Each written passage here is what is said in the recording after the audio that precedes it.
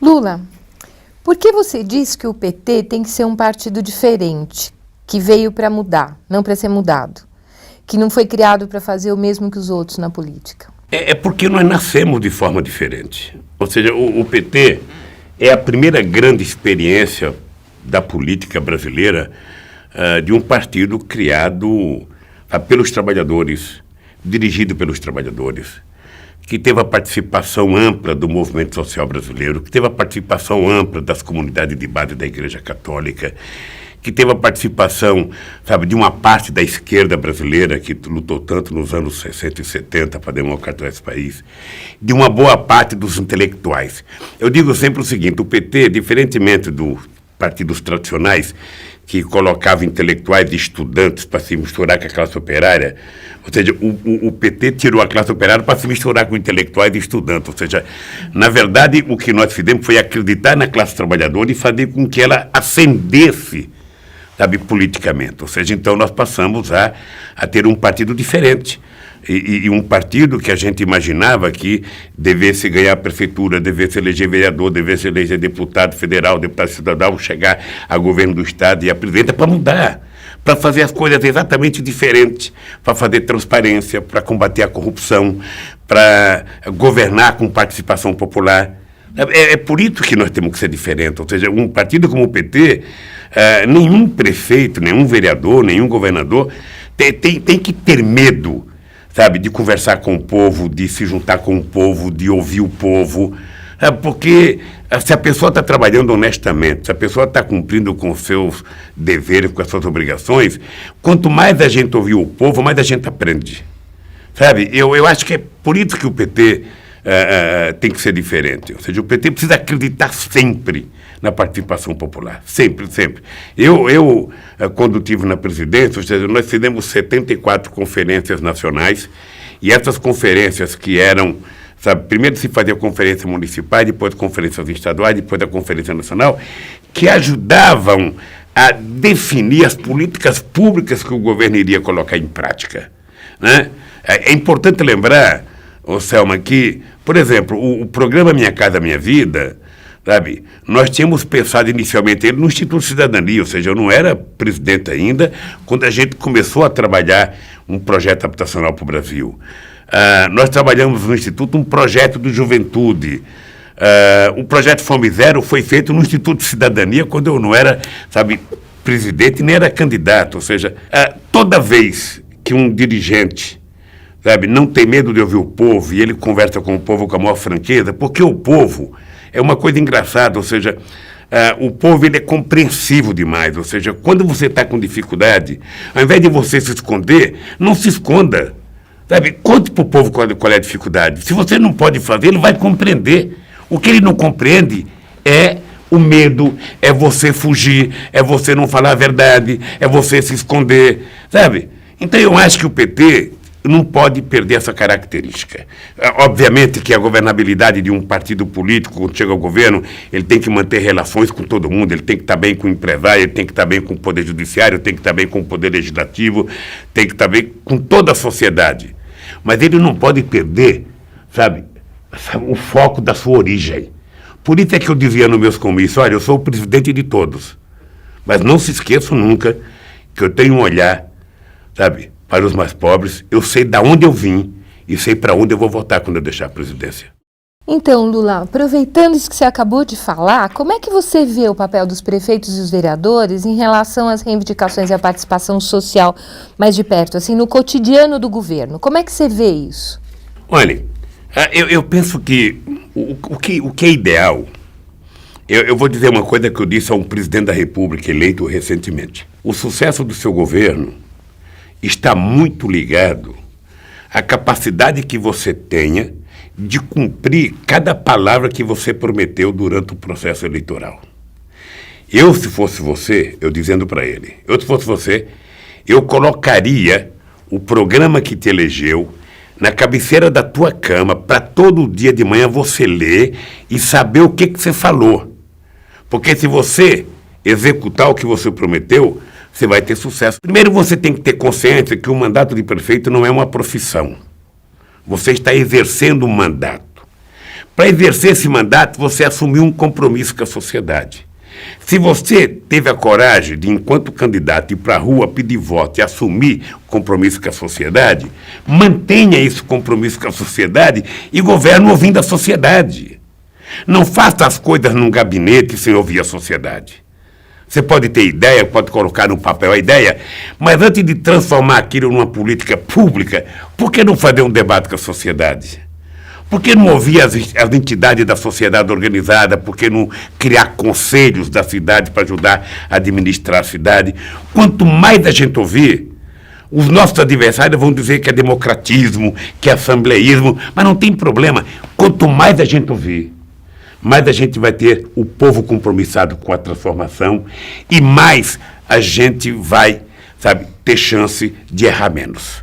Eu estou convencido disso, ou seja, eu adotava essa prática quando eu era presidente do sindicato, ou seja, eu nunca gostei de ouvir uma só pessoa, eu nunca gostei de ouvir uma só opinião, ou seja, muitas vezes, antes de eu tomar uma decisão, eu ouvia muita gente que eu gostava, gente que eu não gostava, gente que pensava diferente de mim, porque a partir de ouvir muitas vezes as pessoas, eu fazia o meu juízo de valores, então eu colocava em prática. Ou seja, então eu acho que os prefeitos têm que fazer isso.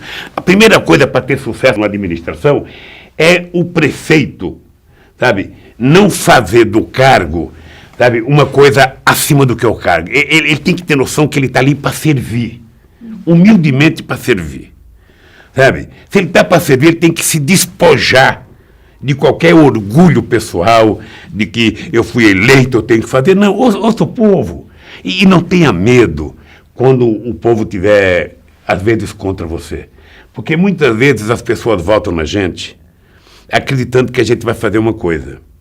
E muitas vezes a gente não pode fazer aquilo que o povo tinha como expectativa e fica nervoso com a gente. Ao invés de você ter medo, procura esse povo para conversar. Porque esse que muitas vezes está vaiando a gente hoje, ontem foi nosso eleitor. Então, eu acho que essa é a marca do sucesso de um prefeito do PT. É tentar construir a maioria da sociedade em torno de um projeto, conversando, fazer com que as pessoas se sintam donas do projeto, responsáveis pelo projeto, cúmplices do projeto. Não faça as coisas de cima para baixo, que a única coisa feita de cima para baixo que dá certo é milagre, e só Deus pode fazê-lo. Como você vê nessa direção, nisso que você está falando, a relação entre o desenvolvimento local, regional e o nosso projeto nacional? A gente sabe que nos pequenos municípios tem todas essas dificuldades que se apontou. Um dos compromissos que a gente tem visto as nossas prefeituras fazerem, e o seu governo incentivou muito isso também, é de constituir agrupamentos de prefeitos em nível regional para que eles tenham mais força para impulsionar o desenvolvimento econômico, o desenvolvimento social, a política de saneamento, de transporte. Queria que você falasse um pouco disso. Como você vê isso? Quando nós estávamos aqui no Instituto Cidadania, ainda em 2000, até um pouco antes, quando a gente fazia as caravanas da cidadania, uma das coisas que nós tínhamos preocupação era dizer para as pessoas que não era possível você pensar num projeto de desenvolvimento nacional se você não tivesse desenvolvimento regional e, pensando no regional, você ter o desenvolvimento local. Quando você chega a presidente da República, você tem mais dimensão disso ainda, ou seja, como você conseguir fazer com que as pequenas localidades se desenvolvam. Uma coisa fantástica que aconteceu é que quando nós criamos o programa Fome Zero, que fomos fazer a experiência em Guariba, uma das primeiras coisas que nós descobrimos em Guariba é que quando as pessoas começaram a ter um dinheirinho, as pessoas começaram a desenvolver um comércio local, a ter um instituto de beleza, a ter uma mulher para fazer unha, ter uma mulher para fazer cabelo. Quando nós pegamos algumas cidades pequenas e fizemos com que os aposentados recebessem o dinheiro na sua cidade, ele deixou de gastar na cidade maior e passou a desenvolver o comércio local. Aí surgiu o empreendedor local, o cara que vendia cachorro-quente, o cara que vendia pipoca, o cara que vendia churrasquinho, ou seja, quando nós fizemos a lei obrigando que na merenda escolar 30% do alimento fosse comprado da agricultura familiar, Quando nós fizemos o programa Luz para Todos, ou seja, tudo isso tinha como finalidade a gente conseguir desenvolver, sabe, a cidade, a micro-região. Porque é ali que as pessoas vivem. Eu não esqueço nunca de uma música que o PT fez em 85, sabe, que dizia, ó, uma cidade parece pequena se comparada a um país, mas é na minha e na sua cidade que se começa a ser feliz. Ou seja, então, ao invés de você ser eleito prefeito e ficar pensando o mundo, pense o seu local. Como fazer as pessoas melhorarem de vida ali. Sabe? E a gente tem que fazer, sabe, uma coisa fantástica é o seguinte, as pessoas têm que aprender a gostar da sua casa. As pessoas têm que aprender a gostar da sua rua. As pessoas têm que aprender a gostar do seu bairro. E as pessoas têm que aprender a gostar da sua cidade. Porque aí ela vai gostar do seu estado e ela vai gostar do seu país. Tirar das pessoas a ideia de que a minha rua está rindo por causa do prefeito, minha casa está rindo por causa do prefeito, o estado está rindo por causa do governador, o Brasil está rindo por causa do Brasil. Não.